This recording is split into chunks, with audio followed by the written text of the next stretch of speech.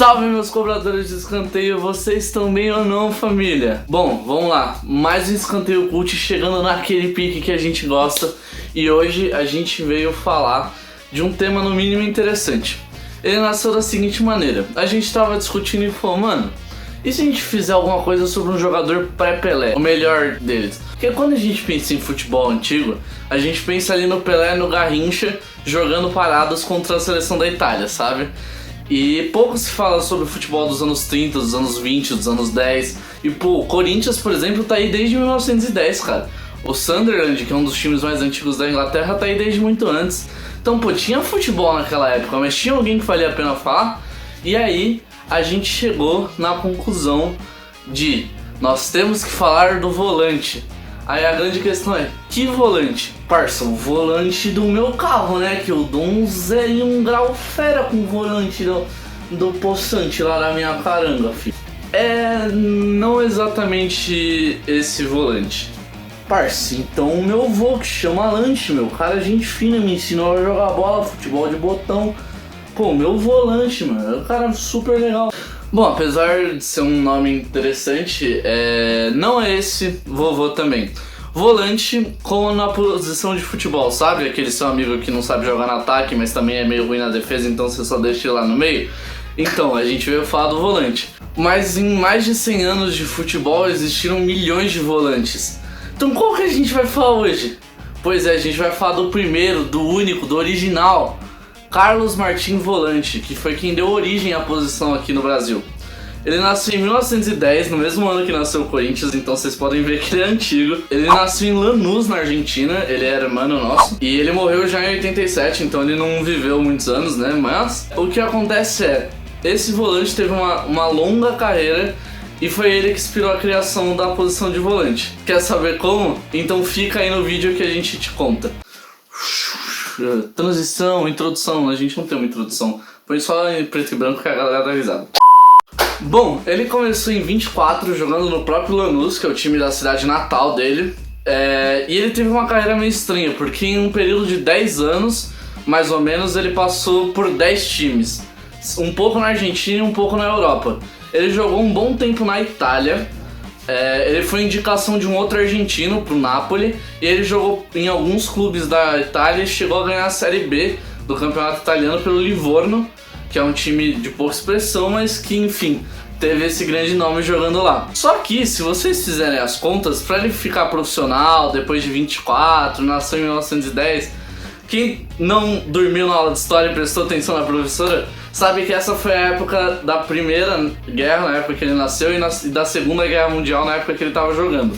Então, como ele estava na Itália, que era um centro da guerra, na época da Segunda Guerra Mundial, com toda a questão do fascismo, do Mussolini, ele começou a ficar um pouco receoso, e jogando pelo resto da Europa nessa época, ele ficava cada vez mais receoso, e ele começou a ficar com saudade de casa, querer sair da Europa para fugir desse clima, porque vai que ele leva um tiro, a gente nunca sabe, né? Então qual foi o grande plano dele? O Mussolini, que era chefe de estado da Itália nessa época, falou que todos os ítalos estrangeiros, que eram todos os estrangeiros que moram na Itália, tinham que servir o exército italiano. E ele ficou meio, ressabiado, ficou com um pouco de medo. E aí ele quis fugir. Fugindo pela Suíça, ele chegou na França e jogou por alguns clubes lá, mas o clima de guerra não era diferente, como eu falei, então ele acabou ficando assustado de qualquer forma. Até que, em 1938, quando a Copa do Mundo foi na França, caso alguns historiadores do futebol aí queiram lembrar, a Copa do Mundo foi na França, ele se infiltrou na delegação brasileira, acredite se quiser, como massagista. Pra quê? Pra que quando a delegação brasileira voltasse pro Brasil e saísse da Europa, ele pudesse ir junto como massagista. E deu certo. Mas se ele é argentino, por que ele não tava jogando pra Argentina, cara? O que ele tá fazendo no Brasil? Pois é. Infelizmente o volante ele não teve uma carreira internacional muito expressiva, ele só jogou 2 jogos pela Argentina e os 2 foram amistosos, então a Argentina não deu muita falta dele nessa Copa do Mundo. Bom, e para encerrar a carreira dele como jogador, ele voltou aqui pro Brasil e fez a decisão para felicidade de todo mundo aí do Rio, ou quase todo mundo. Ele jogou pelo gigante Mingau. Ele não teve uma carreira de tanta expressão assim pelo Mingau, mas ele ganhou 3 cariocas pelo Flamengo. Ele ganhou em 39, em 42 e em 43. E esse de 39 acabou com um jejum muito grande de títulos do Flamengo, que na verdade foi o maior jejum da história do Flamengo. E tudo acabou com a ajuda do volante e de alguns outros argentinos que tinham naquele time.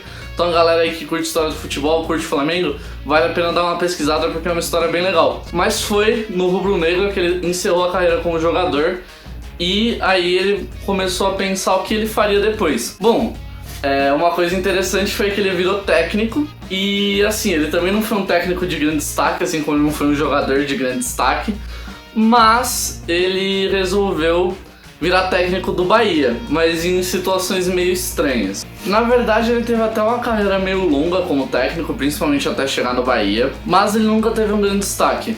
Logo depois que ele se aposentou, ele voltou e foi pro Lanús como técnico. Ele chegou a contribuir na comissão técnica do Brasil, mas em nenhum lugar ele teve grande destaque. E ele veio pro Brasil e passou pelo Inter e pelo Vitória. E de novo, ele foi um técnico ok, mas teve muitos resultados negativos. Ele acabou indo pro Bahia. E ele ganhou um título. Ele ganhou o primeiro campeonato brasileiro da história. Foi o Bahia que ganhou, era ele o técnico. Mais ou menos. Por quê? Ele só assumiu como técnico no último jogo da final. Porque naquela época rolava em mata-mata, né? Vocês devem lembrar. E o Santos forçou um terceiro jogo. Só que naquela época, o técnico que levou o Bahia até a final acabou se desentendendo entre o segundo e o terceiro jogo da final por causa da derrota e se demitiu. E aí o volante assumiu só no terceiro jogo, que era contra o Santos do Pelé. E ele ganhou. E eles falaram, pô, então o cara é um bom técnico, ele ganhou do Pelé. Mais ou menos de novo, o Pelé ficou fora do jogo porque ele fez cirurgia nas amígdalas. Então ele não teve assim um grande título, assim, um grande desempenho como técnico, mas ele foi o primeiro técnico campeão do brasileiro e ele foi o primeiro técnico estrangeiro. Foi um feito que durou muito tempo, porque só o Jorge Jesus, ano passado com o Flamengo, conseguiu repetir esse feito. Então assim, é no mínimo interessante, assim, isso é um negócio que ninguém pode tirar dele, por mais que você queira criticar ele. Mas chegou a hora de falar pra vocês a pergunta que não quer calar, que todo mundo fica querendo saber, que é: meu Deus do céu, como que um cara que mal jogou, mal ganhou, mal foi técnico, virou a pessoa que deu nome à posição? Pois é, apesar dele não ter um grande destaque, ele foi um inovador, e isso ninguém pode tirar dele. Ele foi um dos primeiros jogadores do meio do campo que começou a jogar mais recuado. E ele justamente fazia esse papel que a gente associa muito com volantes de hoje em dia, que ele recuava e ajudava a compor a defesa, e quando a bola saía, era ele que começava o jogo pro resto do meio campo levar pro ataque. E isso era uma função que quase ninguém fazia, e por isso ele acabou ganhando esse destaque, que apesar de não ser muito bom, ele foi inovador. E aí foi justamente por ser tão único e tão inovador que ele deu um nome à posição. Os técnicos de outros times começaram a querer emular isso, de tipo, pô, o cara tem uma função interessante, se a gente aperfeiçoar isso aí, acho que dá jogo. Então eles começavam a virar pro meio campo e falar: mano, joga que nem o volante, tá ligado? O volante, você precisa jogar que nem ele, joga lá que nem o volante. Era um negócio tipo: ô Paulo, vem cá. Fala professor. Então Paulo, eu preciso que você jogue que nem o volante, tá ligado? Aquele que jogou no Flamengo, que ele jogava aqui atrás. Professor, sei não, eu só sei jogar bola, não entendo nada dessas coisas aí de assistir Flamengo, não entendo, professor. Olha, faz o seguinte, você joga que nem o volante, você só tem que ficar no meio campo, mas você tem que ajudar a defesa. E o jogo começa com você tá entendendo? Tranquilo, professor. Então é isso, vamos lá, Paulo, vamos lá, arrasa, joga que nem o volante, hein? Não esquece, que nem o volante. Isso aí, professor, vou jogar de volante, hein? Deixa comigo. E foi mais ou menos nesse tipo de resenha, com a minha atuação digna de Oscar, que o termo virou volante. Deixou de ser joga que nem um volante, jogue de volante, e virou você é um volante. E enfim, não tem nada a ver com dirigir o time, com dar orientação pro time, que nem nosso grande filósofo contemporâneo Felipe Melo tentou adivinhar. Eu creio que volante é o cara que guia o centro-campo, né? E volante no carro é o cara que guia o carro. Pode ser, não sei. Que é o que eu acho que a maioria pensava. Isso é um nome de verdade de uma pessoa, que eu tenho a teoria que se não fosse uma palavra que existisse no português não teria pegado tanto.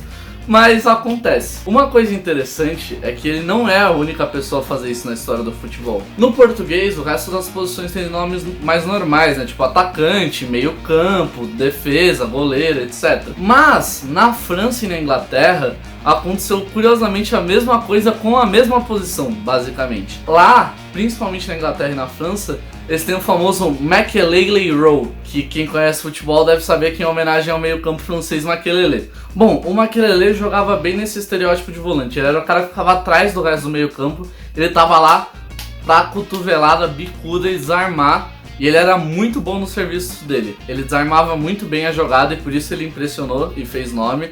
Ele jogou no Real, por exemplo, e quando ele saiu do Real, no qual ele era uma parte muito importante, foi pro Chelsea e ajudou o Chelsea a ser bicampeão junto com o Mourinho, e foi no Chelsea que ele consagrou esse famoso Makelele Row, que é basicamente o nome de volante de lá, chama Makelele, e é curioso porque é com a mesma posição. Então assim, quem sabe, às vezes o caça-rato pode ser o novo nome para os atacantes. Às vezes Cássio pode virar sinônimo de goleiro, já que ele é o maior goleiro de todos os tempos. A gente nunca sabe, mas a gente quer saber de vocês o que vocês acharam dessa história e se vocês acham que isso tem chance de acontecer de novo. Caso vocês gostaram, não se esqueçam de dar um joinha, pelo amor de Deus, e de se inscrever no nosso canal, que ajuda muito no nosso trabalho. Não esquece de ativar o sininho e colocar para receber todas as nossas notificações, que isso também ajuda muito vocês a continuarem acompanhando a gente. E até o próximo vídeo de qualidade nada duvidosa. Falou!